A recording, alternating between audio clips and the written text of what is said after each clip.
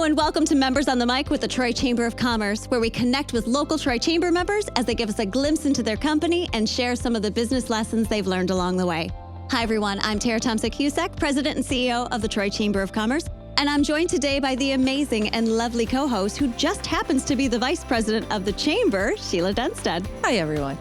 First, I'd like to take a moment to thank our presenting sponsor, Trion Solutions. Stay tuned for our very first commercial break where you can learn how you can rely on Trion. So Sheila, we have a guest that we both love very much. So yay, we're very excited about this one. So Sheila, why don't you do some intros? I am honored. Today we get to meet with the amazing Emma Hampton. Woohoo! That's correct. Someone used someone's last name earlier and I almost did it. You could say it. I know, I'm trying. But Emma not only is one of our Troy Chamber ambassadors, she's also the Community Relations and Marketing Manager at Entech Staffing Solutions and Entech Medical Staffing.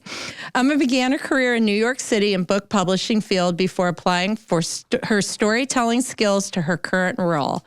Emma serves on the board of Blessings in the Backpack Royal Oak and is an ambassador for Kids Chance of Michigan. Her bachelor's degree in English and French from Kalamazoo College has given her the skills to take on business development responsibilities, manage Entech's philanthropic efforts, and create meaningful connections within the community. Emma, welcome. Thank you. The feeling is very mutual. I love you both. Well, I'm also, it always makes me sad when a New Yorker leaves, but like I miss New York so much. That's the nature of New York though, isn't it? It just drags you in. You come in and you get out. And then you leave real quick. So yes, what you do. So obviously your bio talked a little bit about book publishing. So what first made you get into that? Mm-hmm. And then why did you then switch into the marketing field? So talk us through. Yeah, so I was an English and French major in college. I've always been a book girl, writing, reading, and I just followed my passion and I was like, what can you do with an English major? Book publishing. And so I applied to a program. It was the Columbia Publishing course at Oxford. And I was like, I'm not going to get in. And then I got in. And so I was like, I'm only going to try to get into book publishing if I do this course because it is such a difficult field. And so I was doing it. But before I did that course, I applied at Entech to be an intern. And I worked there over the summer and I was like, I love this place. This is amazing. And so then when I left, they were like, if you ever decide to come home, you have a place to land. And so I didn't intend to necessarily get into marketing, but I eventually did want to move home and Entech was the first place I called. So that's how I got into book publishing. How funny. Mm-hmm. Well, talk a little bit, not only about how the book publishing impacted what you're doing, but having an English and French degree. I think we talked about this a little earlier. I think that's fascinating how it's translated into what you're doing now. Well, it's funny. I used my French for the first time in forever. Literally, I think it was yesterday, because we had someone come in the lobby and I was like, I think he's got an accent. He was having a hard time communicating with the recruiter. And I was like, parlez-vous français? And he was so excited because he was Senegalese. And so very rarely I use my French, actually, but it's not a very common occurrence. But yeah, I've just always been interested in language. And I think I thought I wanted to be an author, but I ended up enjoying the editing side of things more. So being in book publishing, I loved it. It was incredible. I worked at a literary agency and the French came in a lot because the first agency I worked at was a French agency. So they took French authors and made them popular in the US. So authors like Samuel Beckett, Elie Wiesel, they actually represented like Tennessee Williams, really amazing people. He wasn't French, but that's just an aside. And so I loved it, but the culture just wasn't, I'd worked at Entech before I left for New York. And so I had a really good example of what a really good company culture was like. And so I did it. I got to live my dream. I met authors. I worked in foreign rights. So I helped sell the authors that we took on their books in other countries. But publishing is a very geocentric field. Like you have to live in New York City or London. And I love New York, but I had a boyfriend back home who's not my husband, and my family was back home, and I just knew I wasn't going to be in New York forever. So then I came back and I called Entech and I was like, remember 4 years ago when you were like, if you need a place to land? And then Kathy Camara, the owner, she wanted to develop our marketing team a little bit more. And she was like, Emma's the girl for that. And she knew I knew how to write. I knew how to analyze situations. I mean, you kind of have to do that to be in book publishing.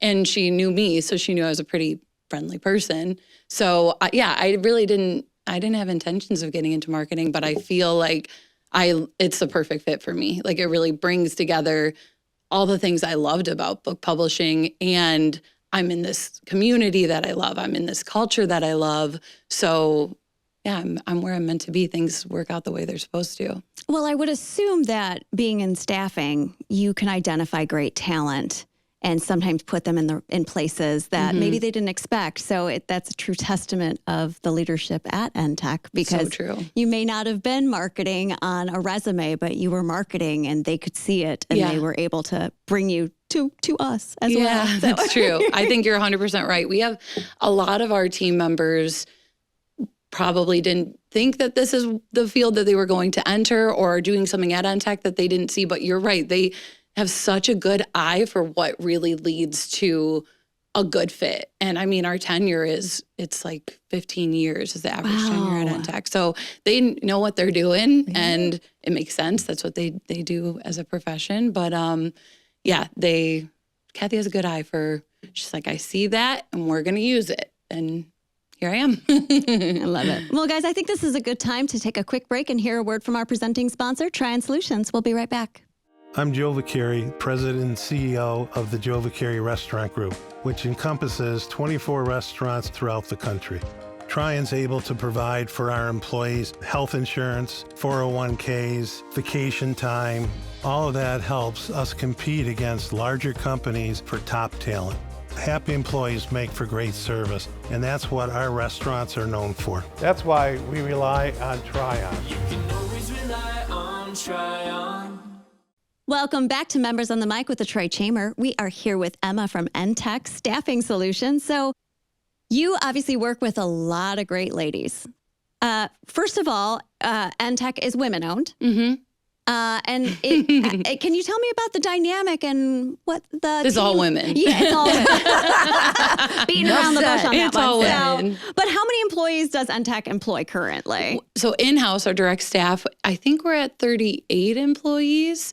It wasn't always all women, I will say. It's just kind of evolved that It just way. worked out that way. Yeah, but the two owners, Amy and Kathy, they are, they have kids themselves. They understand the dynamics of trying to balance being a woman and rising in your career. And so I think they just have this natural pull to create an environment that's really conducive to letting women thrive in a career. And so it's just kind of naturally evolved that way. But we love to work with men. Like, don't get me wrong. It's not women only for service. No, absolutely not. It's just, it's a unique environment there for sure. Well, you bring up a good point. So obviously, Kathy and Amy have been really pivotal in your career in some of the choices you make and kind of how you look at things in business. Yeah. So let's talk about mentors. How did they help you, or how did they get you in certain paths? Let's just talk about that. Yeah, no, they are 100% my mentors.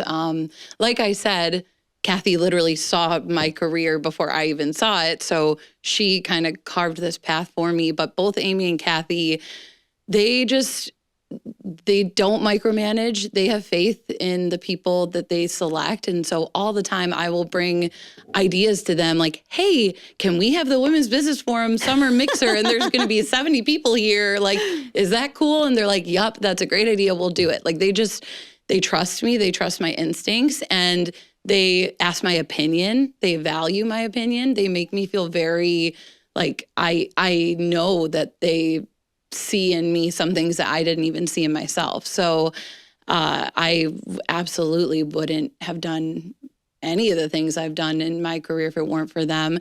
And they're both they're the kind of leaders you want to be. Yeah. Like, they are empathetic more than anything else. It is not about them. They are not the ones. In fact, I have to pull them. Like Kathy was on the top of Troy this year.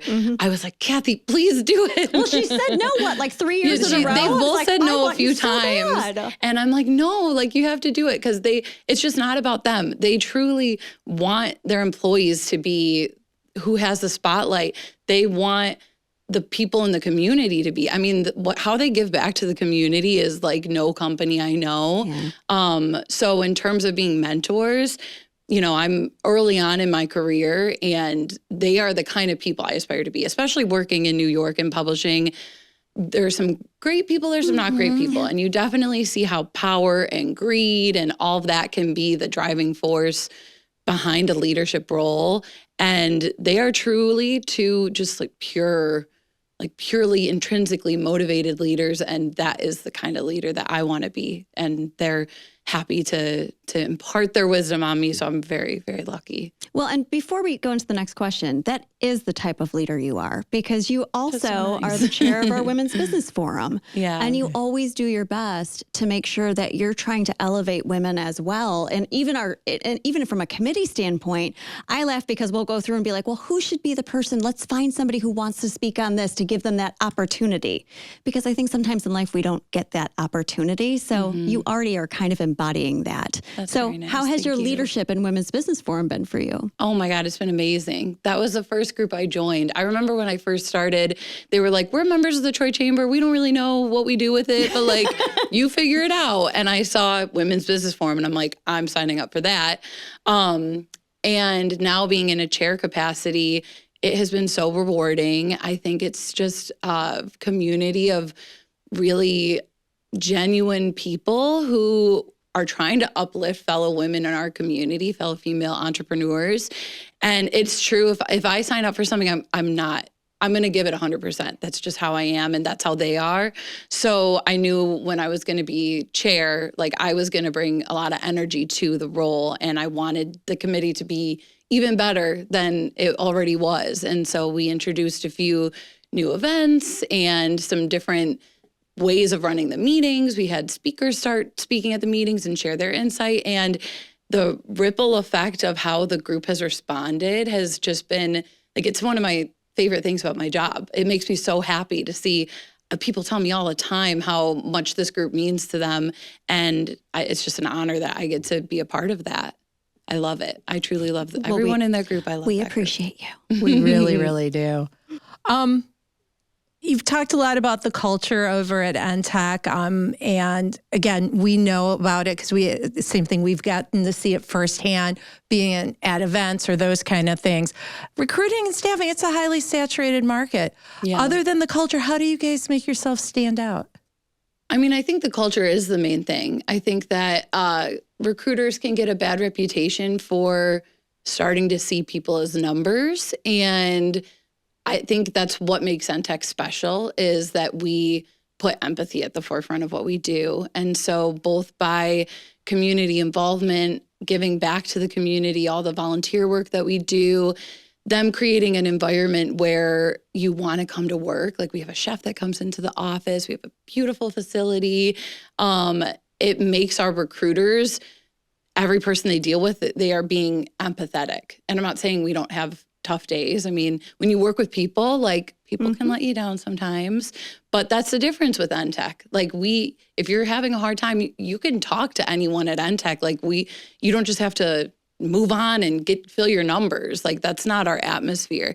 So I really try to market us just being genuine. That's who we are. If you're looking for a talent provider, you're going to work with people who are going to give you great customer service because we're treated really well. So we're happy to be there. So we're going to be happy to help you. And we're going to, when we have difficult situations with employees, we're going to be able to handle it a little bit better, because guess what? The chef cooked lunch today. Like, are you really that upset? Can you really be that upset when you work at Entech? You can't. So to me, I think that's what sets us apart. And I think people like to work with good people. And so the amount that we do in the community, again, it was pulling teeth getting Amy and Kathy to agree to even publicize any of the stuff we do in the community, because that is not their motivation. But I'm like, we are doing these things.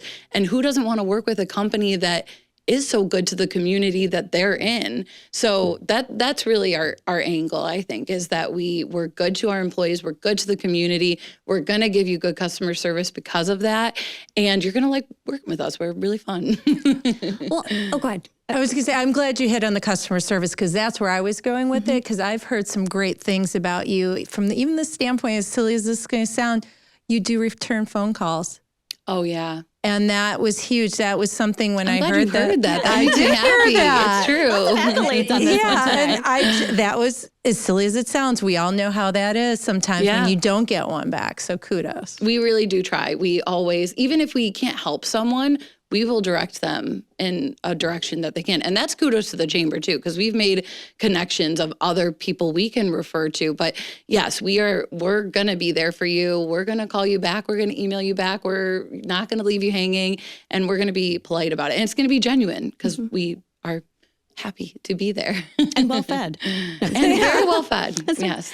So you touched a little bit on philanthropy. And Kathy and Amy, if you are listening, yes, you do need to show those things. But you need to show them not because you need the credit. You need to show them because giving inspires more people to give. Yeah. So that's a big dominant statement. But when we're saying you guys give back, you guys give back. We do. You guys do so much. Can we talk a little bit about, I know they do it because it's the right thing to do, but like, why, name some of the things that you guys are doing. Yeah. So we've been doing philanthropic things ever since I'm sure the beginning of Entech, but it was probably about 5 years ago that we made a more formal program. We call it Entech Cares. We require all of our employees to do a minimum of 8 volunteer hours, and it's on company time. People can do it on weekends if they have a certain opportunity they really want to get involved with. Most people do more than the 8 hours. And we find nonprofits in the community that we can find really unique volunteer opportunities with. So for example, one of them is we started a job preparedness program with Hope Against Trafficking. They help human trafficking survivors kind of take their lives back. And one thing that they didn't really have covered is preparing to get back to work. And me and Kathy were like, how can we give back in a way that's, something we have that other people don't? Well, we know how to get people jobs. We know what employers look for on a resume, how to interview well, all these different things.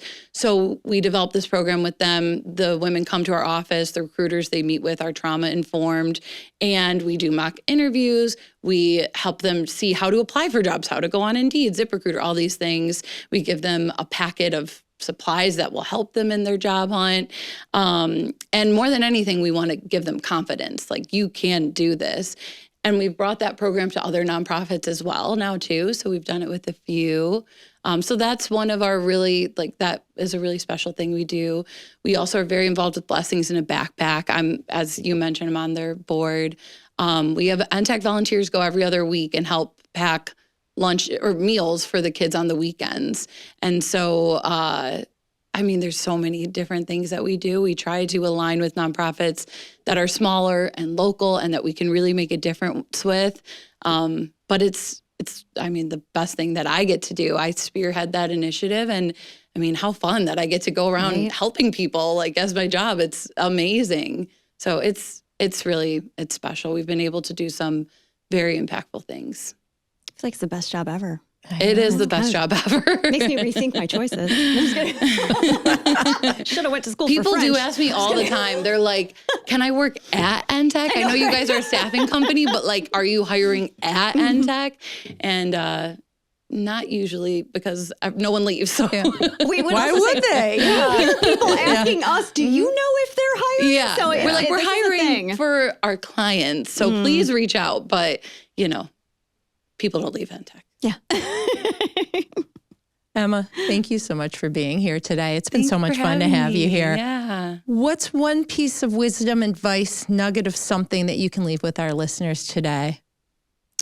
Well, I guess going off of what we talked about, I think if you are doing what you're doing from a pure place, leading with empathy, no matter what your role is, that you're probably going to be successful. And so it's easy to get caught up in all those other things, but I think we have a very empathetic community. So it's probably I'm preaching to the choir, but I think that's really, really important. It's a good choir. Yeah, it's a really good choir. Well, Emma, thank you so much for joining us today. We Thanks really for appreciate having This was me. like the warmest interview, I feel. Like I felt like I'm like, oh, I feel happy with I'm this interview. You know, I am a pretty warm person. Well, and that's all we have here today on Members on the Mic with the Troy Chamber of Commerce. Special thanks to Emma for joining us, Thanks for obviously. having me. And a special shout out to our presenting sponsor, Trion Solutions. To learn more about the Chamber, please go to troychamber.com. Thank you so much and have a great rest of your day. Bye now. Bye-bye.